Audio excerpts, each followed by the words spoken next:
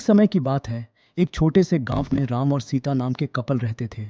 उनका एक अर्जुन नाम का बेटा था, जिसकी शादी रिया नाम की लड़की से हुई थी। राम और सीता कड़ी मेहनत करते थे और अपने बुढ़ापे के लिए पैसे बचाते।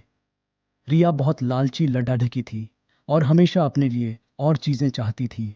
जैसे जैसे साल बीतता गया, रिया का लालच और बढ़ता गया। वह अपने पास रखे चीज़ों से कभी संतुष्ट नहीं रहती थी। वह हमेशा अपने सास ससुर से महंगे तोहफे मांगा करती थी और उनके बचाए हुए पैसों में से भी कुछ हिस्सा अपने लिए मांगती थी।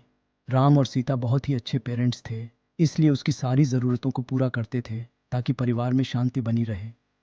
वह अपने पति अर्जुन के ऊपर भी दबाव डालती थी कि वह अपने माँ बाप से पैसे और संपत्ति मांगे। वह बहुत ज़्यादा संपत्ति इकट्ठा करना चाहती थी, बिना किसी मेहनत के। एक दिन राम और सीता ने यह फैसला लिया कि वह रिया को सबक सिखाएंगे। लेकिन राम और सीता के मन में कुछ और ही चल रहा था। उन्होंने एक पत्थरों से भरा हुआ बैग उसे दे दिया और बोला, बेटी, ये तुम्हारे हिस्से की संपत्ति है। रिया उस बैग को देखकर गुस्सा हो गई। उसने उस पत्थर से भरे हुए बैग को ज़मीन पर फेंका और ज़ोर से चिल्लाते हुए बोली कि मेरी मजाक उड़ाने की तुम्हारी हिम्मत कैसे हुई? मुझे पैसे चाहिए, ये पत्थर नहीं। राम और सीता ने शांत तरीके से उसे समझाया और बोले, रिया, सच्ची संपत्ति सिर्फ पैसे और चीज़ों के बारे में नहीं है। यह प्यार, दया और जो कुछ भी तुम्हारे पास है उसके लिए आभारी होने के बारे में है।